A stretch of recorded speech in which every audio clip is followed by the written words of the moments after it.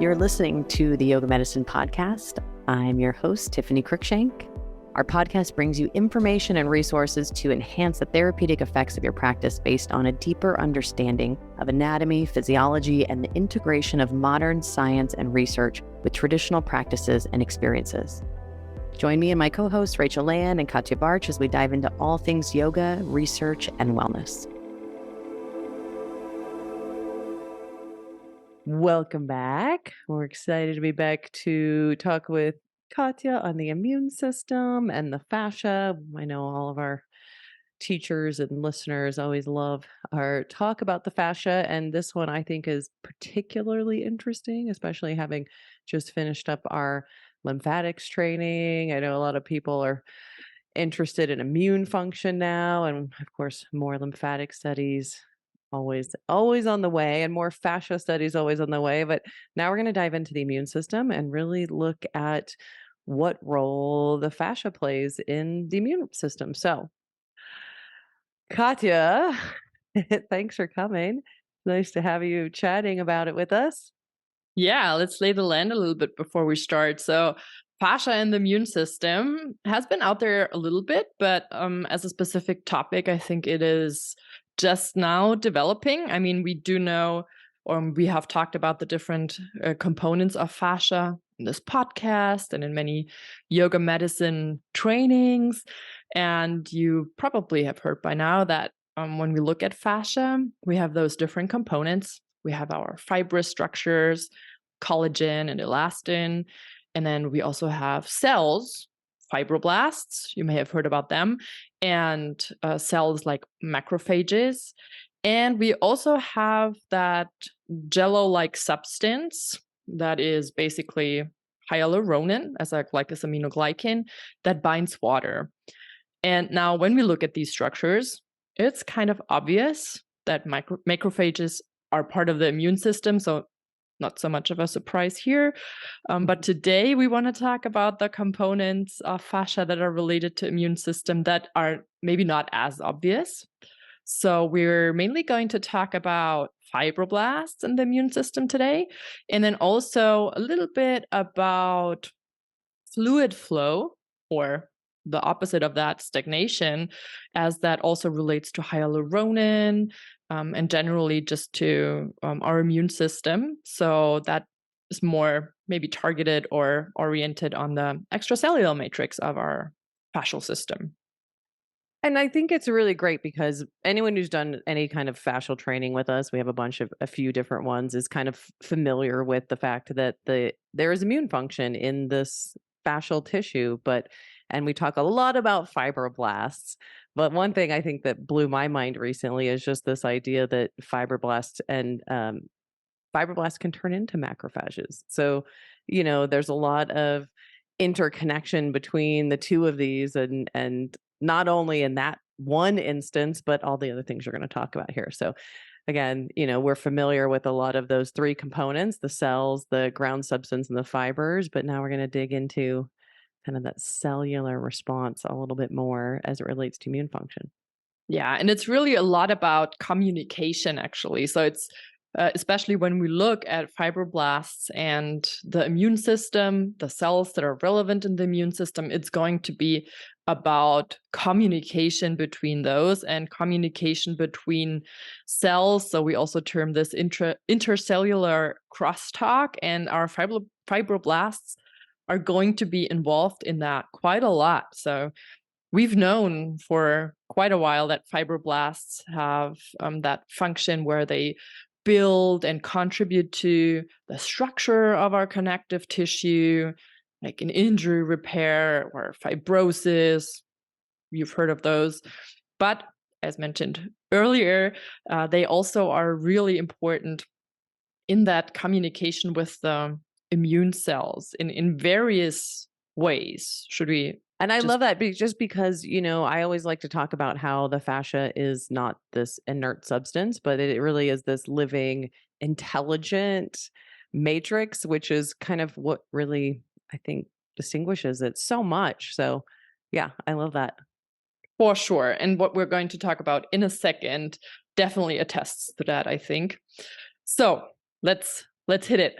So fibroblasts are really, we can say, like dynamic participants in our immune response. And that in itself is a very, very complex process. And I'm just picking out a couple of examples that are kind of tangible, where we can see how the fibroblasts in our fascial tissues or connective tissues are relevant. And just as a side note to start with, we know much of that from research on the skin, which makes sense because that's our kind of like first line of communication with the outside world, and we need to balance that out. We need to find homeostasis in that layer, because we communicate to our outside world with the skin, right? So, skin research, here goes. One way that the fibroblasts are relevant there is that they produce certain proteins. So they don't only produce and help with structure of collagen, but they also produce certain proteins which talk to or mitigate or help with the migration of certain immune cells. So basically, they give them a call and tell them to come on over. And one cell type that we know that for are regulatory T cells. I hadn't heard about them before. T cells, I think, are somewhat familiar if you've heard about the immune system. Regulatory T cells were something new for me. So that's a subpopulation of T cells. And what they actually do is they suppress the immune response. So they are, for instance, relevant when it comes to the prevention of autoimmunity. So autoimmune disease, you may have heard of this condition where the body mistakes our own tissues as foreign and then attacks them. And in that context, those regulatory T cells kind of bring that immune response down, which of course has a lot of implications. And the fibroblasts themselves give their signal to those cells to migrate around, basically. So that's one really cool first function I wanted to throw out there. Wow. Yeah. I mean, the fibroblasts we know, for I think anyone who studied fascia with us, we know really are the workhorse of the connective tissue. And now we're really seeing it as being this coordinator of immune function as well, which is really interesting. Yeah. And they also help to kind of replenish all those immune relevant cells that are living in the skin. So we have all those monocytes, so just white blood cells that come into the skin. And at some point, they may need to differentiate. So they have to, for instance, turn into macrophages, depending on what the current situation is in the tissues, what the immune system needs at that point. And then again, the fibroblasts help with that by bringing or producing certain substances that mediate and help with that differentiation into the different immune relevant cells. So again, they kind of like lend their hand and help with communicating what is needed through the production of certain substances. So again, pretty cool, I think. Kind of like the conductor of the orchestra, like coordinating responses, but then also going both ways too, because the macrophages are also coordinating the fibroblasts, it seems like, a little bit as well. So, and turning it back and forth into each other, right? So it's Which not just fibroblasts turning into macrophages, but also macrophages can turn into fibroblasts, which is, yeah, both coordinating. Yes, back and forth. And I love the term orchestrating, or the conductor of an orchestra. That's a third thing that the fibroblasts do in a really cool way. And that has been known for a while and has been a bit more popular. Maybe you may have heard about that fibroblasts are also maybe the conductor of the orchestra, or are conducting or orchestrating that whole process of wound healing. So they do multiple things in that scenario also. One thing is that they produce certain substances, again, kind of like a hot topic today, producing certain substances that bring in other immune cells. So one thing they do is they produce pro-inflammatory cytokines. You may know some of them, like TNF, which is tumor necrosis factor, or interleukin 6 and 12. So a whole bunch of substances that kind of start and boost the inflammatory process, which you need at the beginning of wound process. So sometimes that has such a negative connotation, but at the beginning of wound healing, we do need inflammation because we need the immune response to be kind of kicked off. We need to activate the immune cells, and that's what those substances do. And that is also being done by fibroblasts. So they kind of send the signal out again to activate those immune cells. And then they also release other stuff. Common theme today, release other chemokines, other substances to modulate the behavior of all those immune cells that have migrated to the injury site. So they kind of like upregulate them, downregulate them, and also modulate their survival. So at some point, those immune cells are going to die, and that is also being modulated or orchestrated by the fibroblasts as I well. love So I love how Patricia Huston says it, and I think we have her article in the resources as well on chronic disease and the interstitium. But she talks about macrophages having these three phases: one of surveillance, which is kind of how I usually think about the macrophages as the little Pac-Man, surveying. But then the other one being the inflammation, so releasing those inflammatory cytokines. And then the third mode as being that repair mode, and then releasing the anti-inflammatory cytokines. And the fibroblasts really following and supporting these phases as well. So they're working together. Not only can they turn into each other, but they can also coordinate these responses and have appropriate responses, hopefully too, so that these inflammatory processes are also turning off in a healthy situation as well. So it's such a beautiful coordination to think about how the body works together with this, crosstalk. exactly. It's always the thing in life, right? It's always about that balance. So one thing is never all negative and the other is all positive, but Yes. it's the kind of the process of it, the sequence of it. You need the pro-inflammatory phase, and then at some point this will need to be kind of transferred into that anti-inflammatory aspect of it. And that process, the dance of that is really where it gets complicated, where it gets exciting, and where once again those fascinating tissues or cells that we've been chatting about today kind of come in and do their thing and help to communicate, which is really cool. I love that. Yeah. Yeah. And then one other thing I wanted to throw out there also, which was fascinating to me when I did research for this episode, was that we have specific kind of fibroblast type cells, let's leave it at that, in our lymph nodes. And you've mentioned the lymph training before, and looking at lymph nodes, those structures are really fascinating in themselves. They change their size when there's an immune response going on. And those fibroblasts, they have a major influence on that because they kind of build this, they generate like a filtering mesh. And then the lymphatic fluids kind of flow through that mesh.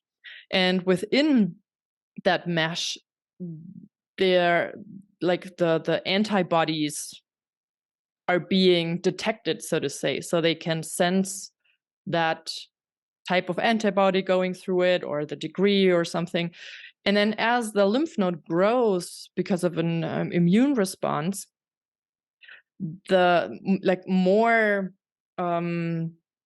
more cells are being brought in that can help to recognize those antibodies and then to react appropriately. So I think that's really cool too. Thinking about like a super cool mesh that detects the cells that are, or antigens that are going through there, and then more cells come in and help out with the job as the lymph node is growing as well. So another cool cool function of them. And a nice one also, I think, where we see that building structure or having a certain structure and communicating, and then um, helping out and mediating that whole process is important and intricate and complicated and just fascinating. I love that, and I love this picture of the fibroblasts and the lymph nodes, I do. And I'm assuming also that mesh is part of what's slowing down the lymph in the lymph nodes so that it can detect and also bathe this lymph in self antigens, which is again another kind of tie into um autoimmune issues as well. So really so many interesting tie-ins. Yeah, and still, I mean, again, as always, so much more to learn. We are looking at fibroblasts as those participants, active participants of our immune system now. So that's pretty recent. And we will still need to learn about different kind of subpopulations of fibroblasts, not only in the skin or in the lymph nodes, but in other tissues as well. And their function there might be slightly different. So, kind of a first idea what they're capable of, and probably much more to come in the next couple of years. You've mentioned it. There's quite some focus now on lymphatic research or lymph research and immune system research, and there's probably, hopefully, even more info out there to come that kind of tie those two favorite topics of ours together. And fascia. Exactly. Exactly. Yeah. Yes. Awesome. And then, I think it all kind of comes together when we talk about this idea of flow, which we know is really important for pretty much every part of the body. We talk about it in lymphatics, we talk about this fluid nature. I think we've talked about it in previous podcasts in regard to the fascia, but this idea of flow is so important for the immune function and lymphatics and fascial health. And so it becomes a really interesting one, I think, to talk about next in this realm of the immune system. Yeah, I think the application of that also becomes quite apparent when you just think about it, more so than just imagining what the little fibroblasts do.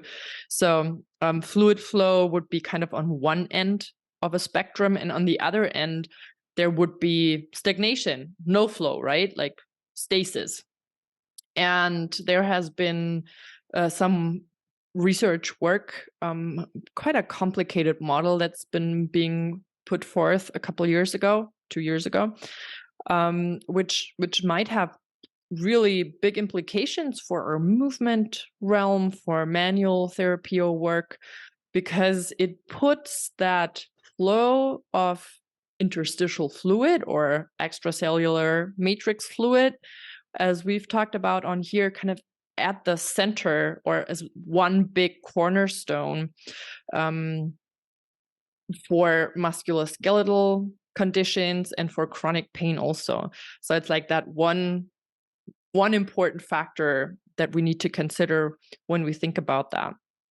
Which is so interesting because we all know, I mean, there's so many realms in which we can talk about how movement is important, both on a microscopic level as well as on a macroscopic level, in almost every organ system of the body and in our experience, of course, in our bodies as well. And, we talk about it in the fascia too. So always, I think, an important point to drive home. Yeah. And if you're into biochemistry and into all of these processes, I'm just gonna lay out that very complex model a little bit. We're gonna link to it in the show notes. That's Techie 2021 for you if you want to dive deeper into that. But to give you an overall idea how the story in that model goes, it's kind of it is not it is intuitive actually. So through either an acute or traumatic or chronic inflammatory process, certain substances are being released, such as TNF alpha. Again, that's tumor necrosis factor alpha, or as we've mentioned before, IL-6 and so on.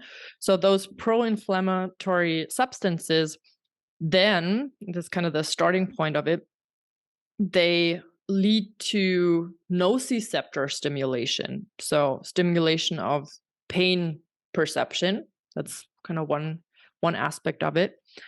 And then that increased pain perception, you can imagine, that can act on your sympathetic nervous system response or stimulation. A lot of pain will lead in a very if I say it in a very simplified way, can lead to stress, right?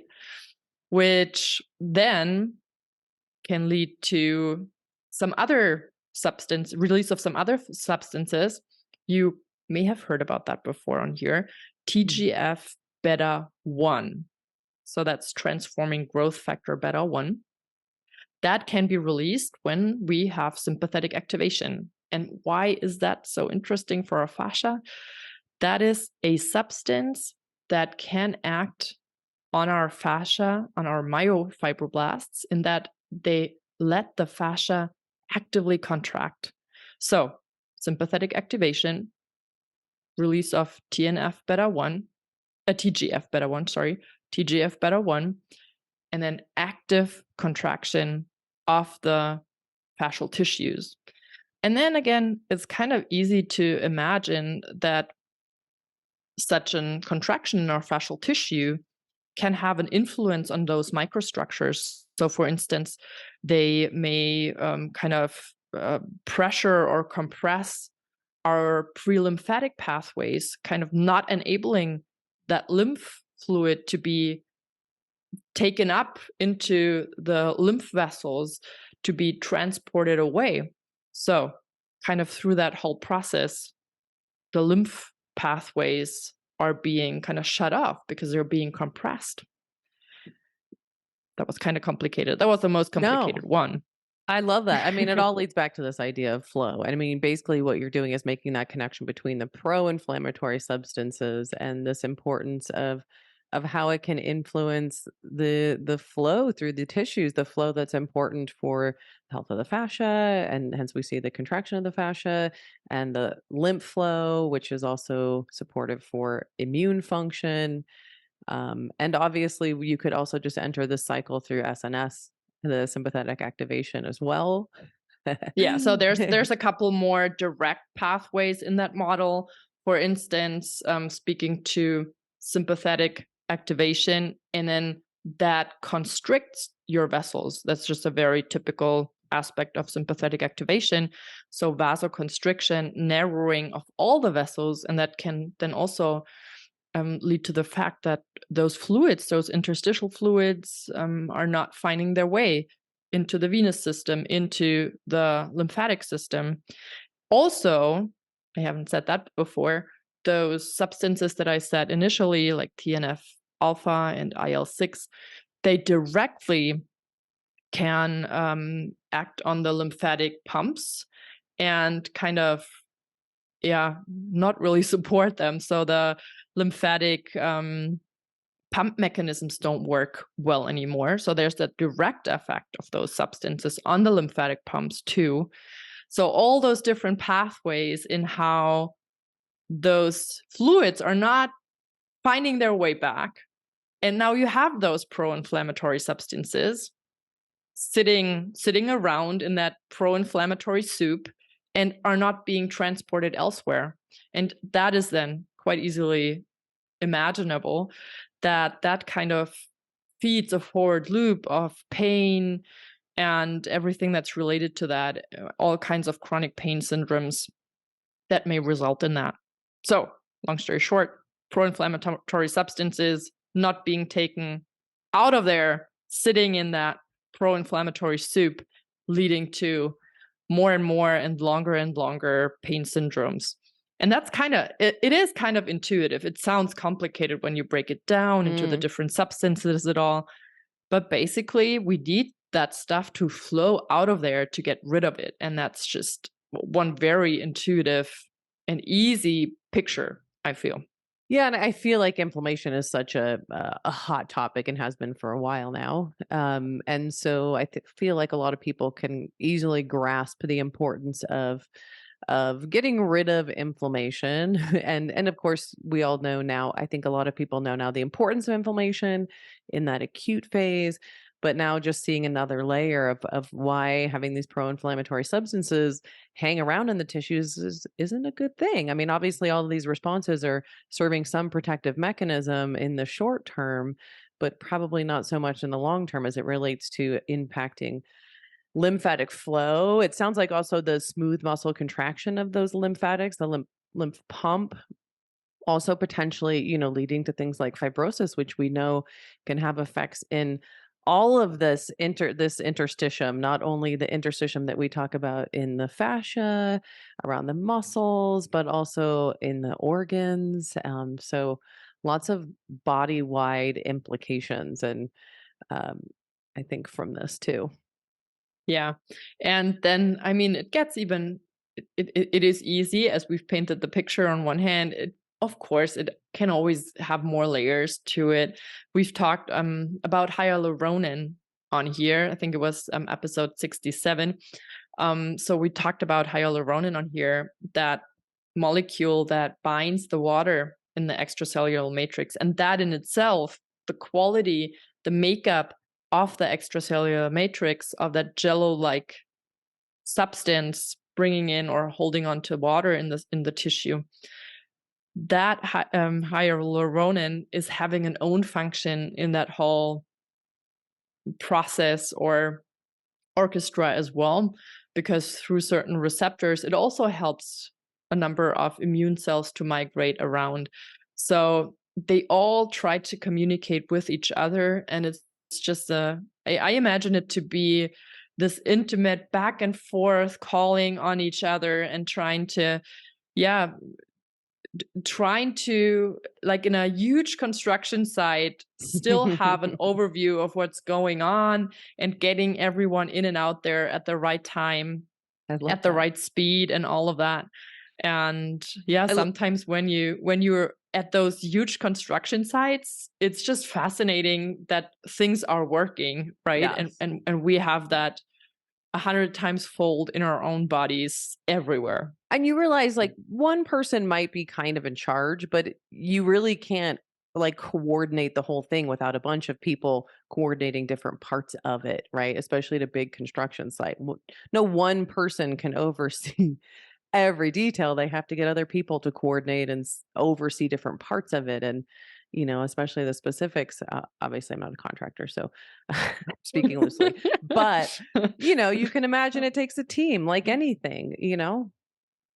Yeah, and I do love this notion for our connective tissues as well. You had said that it is not this passive structure. It is so not. It is so involved in that whole process. And yeah, even one more function of our connective tissue or of our fascia that brings to life what capacity that tissue holds and what implications that may have for our movement practice there. Love it. Yeah. And then there's actually one more study that we wanted to point out on here today, which is pretty much or very much related to practical implications of this in mice, though. So there's a group of researchers in Brazil, Larissa Sinorim and others, and they have tried out the manual manipulation of fascia in the low back, so thoracolumbar fascia of mice. So they massaged the thoracolumbar fascia of mice after introducing inflammation into those tissues. And it was kind of like at a moderate speed. And if you're familiar with that technique, maybe like kind of Rolfing like, so a little bit deeper contact with moderate speed, so not just lightly stroking, but a bit more depth, a bit more intensity.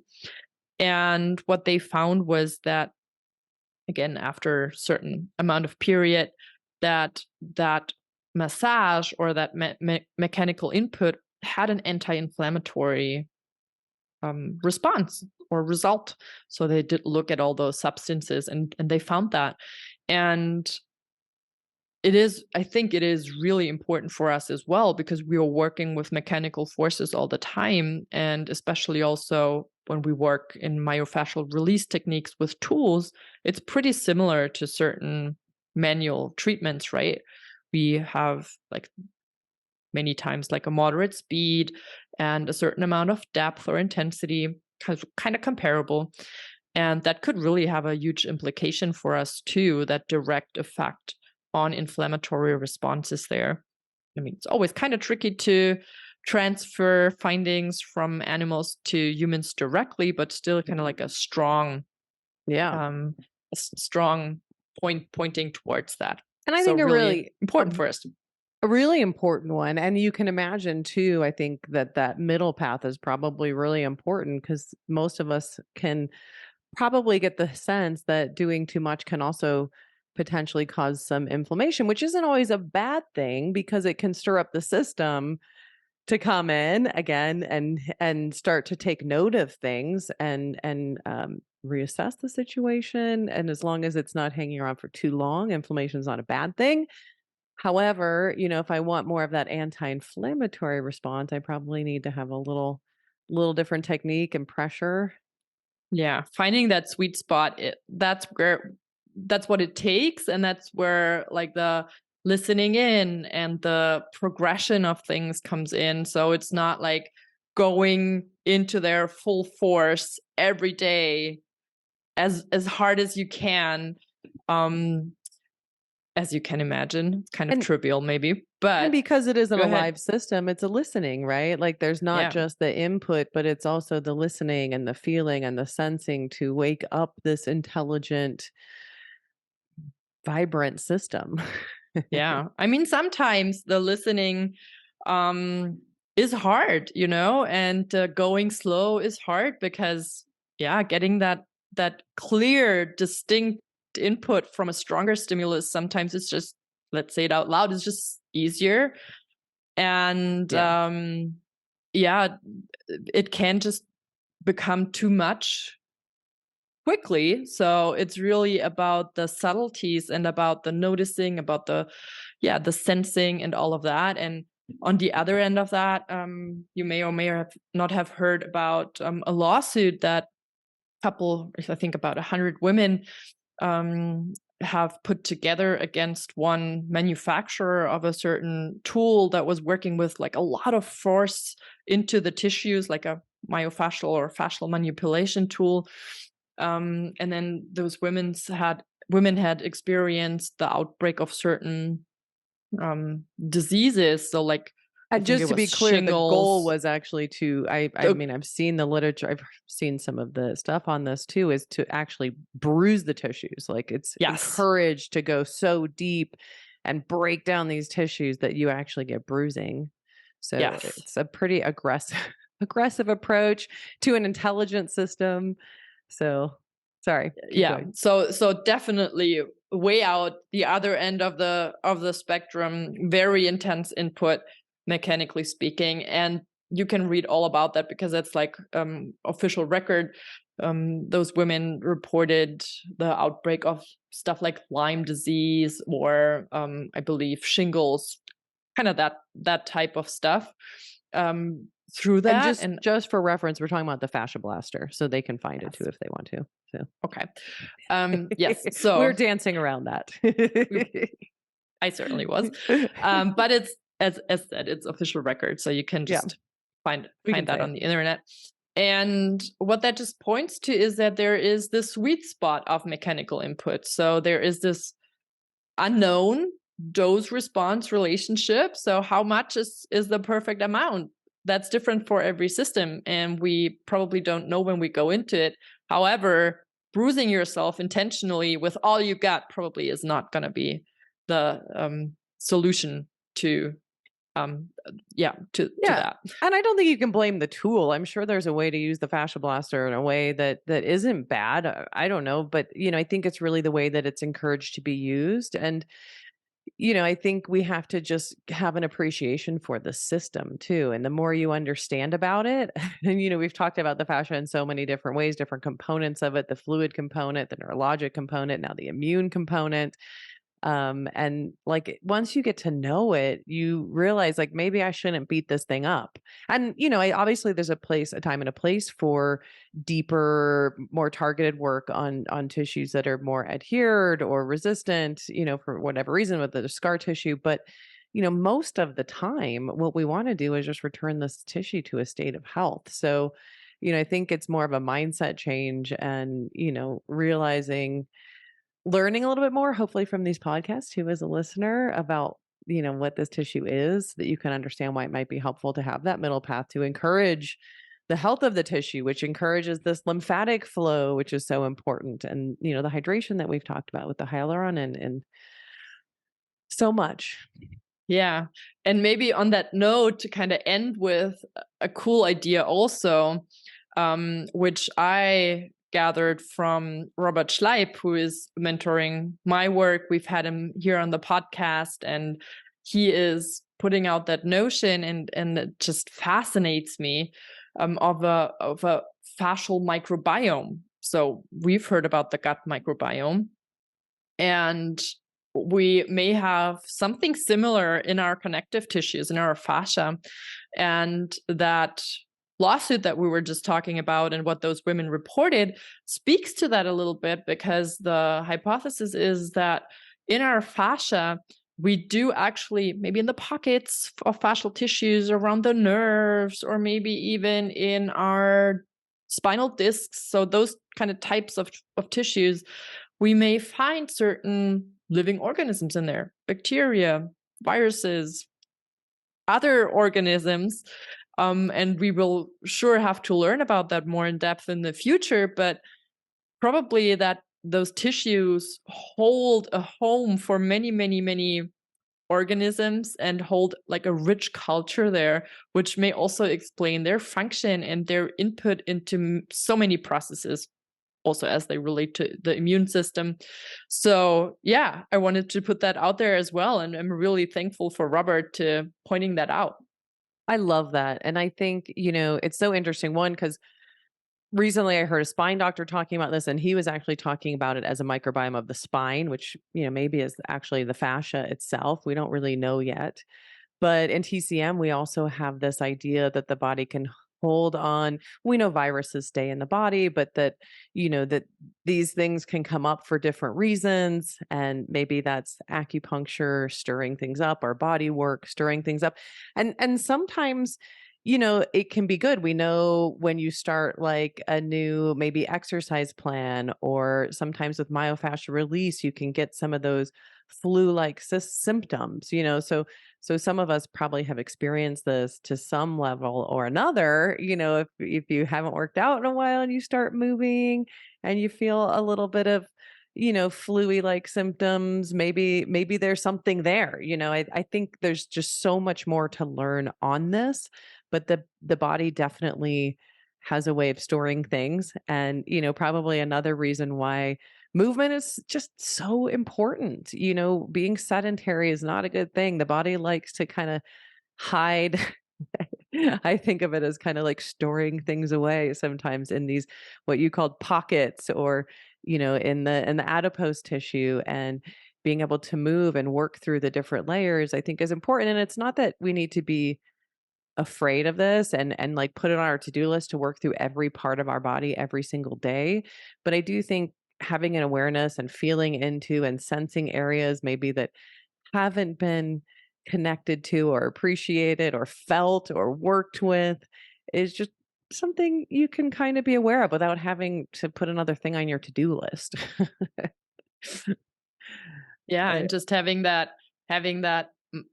mindset or notion in your own practice or in your experience with your body, of communication and exchange, and how those mm, connective tissues and that fluid flow we're generating play into that very rich, complex conversation. And so it's that listening and it's that giving input. So it's not a monologue on either end, it's that back and forth. It's a rich, rich dialogue. And maybe just, yeah, have that in mind also when you tune into your practice, tune into your body. And yeah, just as that idea to honor that internal intercellular communication or crosstalk also. And, one of the things I love about yoga is that it also inspires a healthy lifestyle. It makes us more aware of the impact of everything we do, both our actions to the world around us and our actions to ourselves, what we put in our mouth, how these things affect us. It's one of the reason I think yogis are hard to research too, because as you do yoga, it does naturally instigate a lot of positive lifestyle changes as people become more attentive and aware and mindful. And we know that just something simple like eating poorly can activate those macrophages in the gut and lead to, inflammation in the microbiome that releases cytokines and has, contributing factors. We know fat cells produce adipokines, which are inflammatory cytokines as well. We know that muscles can produce anti-inflammatory cytokines or myokines. We know that mindfulness and social interaction is also buffering us against stress, so that sympathetic response and can therefore release that inhibit that release of inflammatory cytokines. So everything is important. I hate putting more things on my to-do list because that can also be a stress thing. But just remembering, I think understanding and learning these things helps us remember the importance, because it's easy just to kind of forget all the details of it. And we all know how important it is to move and all of there's so many different effects of yoga. But, we just want to keep the body moving through these cycles. If we are staying in that inflammatory cycle and we never get to that repair mode, those macrophages start to dysregulate and then the fibroblasts do too. And the fibroblasts start pumping out more of the matrix, which can cause that fibrosis and is like one of the most destructive things to the organ cells because it leads to that loss of function and can be a really bad thing in the organs. We know it's also not so good in the musculoskeletal tissue. And unfortunately, there's no treatment for, we don't know too much about specifically treating fibrosis, especially in the organs yet. But, all of this research helps us get more information so that hopefully there will be more and more study into this and we'll learn more. But for now, we know that our lifestyle is really important for influencing those macrophages and the cytokines and the fibroblasts. And that's a local effect, but also systemic potentially too into the circulation. So working with the tissues in any of those ways can be really helpful. So lots of good implications. Still a lot more work to be done, I think, as we always say. Yeah, it is. And I just also, again, hearing you kind of sum up and give even more hints towards other systems and their interactions there, it just blows. The more we go into detail of those like teeny tiny micro processes, it just blows my mind that this is working. Like every day I'm waking up, walking around this planet. All this stuff is just happening in my body and working well. And it's just Mm, crazy stuff that all this is happening, and we can support it with lifestyle and our practice. right? And it is such a cliche to be like, okay, well, eat well, sleep a lot, sleep good, get plenty of sleep, move, breathe, meditate. But like it all really does come back to the simple things. And so I still think it's such a great reminder to learn and remember it because it motivates me. You hear these things and it creates these internal reference points to, remind us why and get us to do the thing. So yeah, and so we talked a lot about let me just kind of review a little bit. We talked a lot about the fibroblasts and this coordinating immune function through those inflammatory and pro-inflammatory and anti-inflammatory cytokines. What we talked about was that cellular crosstalk. We talked about the fibroblasts like cells in the lymph nodes, which kind of blew my mind. That was new for me, creating mesh for the lymph to slow down and detect antigens and expand and allow more cells to come in as well. We talked about the fibroblasts as a really important active participant of immune function, and then also being able to kind of turn into the fibroblasts and macrophages being able to turn into each other and being able to adapt and coordinate these responses. We talked about the importance of flow. We talked about the pro-inflammatory substances leading to nociceptive responses, which have an influence on the sympathetic nervous system, which then lead to release of TGF beta 1 that can then activate those myofibroblasts and lead to that contraction of the fascia, which influences those microstructures like the lymph flow. And we talked about how the pro-inflammatory substances can also influence the lymph pump, or that smooth muscle that helps pump the lymph fluid. So again, another influence on lymph flow. We talked about hyaluronan influencing that immune migration, and we talked about potential influences of mechanical manipulation of this fascial system and the middle path and finding, that more isn't necessarily better. And in fact, probably less is more. We've talked about that in other contexts too, as far as the neurologic response. And then we also talked about lifestyle components and nutrition and movement and muscle cells and mindfulness and social interactions, all being important buffers and regulators to this system. So, obviously there's a lot of tie-ins to yoga you can imagine through pretty much all of those facets. Um, and lots of great inputs to our lives too. Anything else you want to add or sum up? Did I miss anything? Did I sum it? I think you got it all. So many good points. Such a great one. I love talking about the immune system. Thanks for bringing us all this great information as usual, Katja. I always love our chats, and we will see you next time. I hope this was helpful. If you want more information on the fascia and the microscopic structures too, you can check out my functional anatomy course. We talk more about the microscopic components of it and some of the newer research and implications there. If you want more information on myofascial techniques, check out our myofascial training where we go over 100 different techniques and protocols to work on every part of the body. And we talk about fascia. And gosh, I'm sure there's other trainings we have that talk The about lymph fascia. one. Oh, the lymphatics training. Yeah. So you can check out that one as well. Thank you. All right. We will see you next time. Hope you have a great rest of your day. Till next time.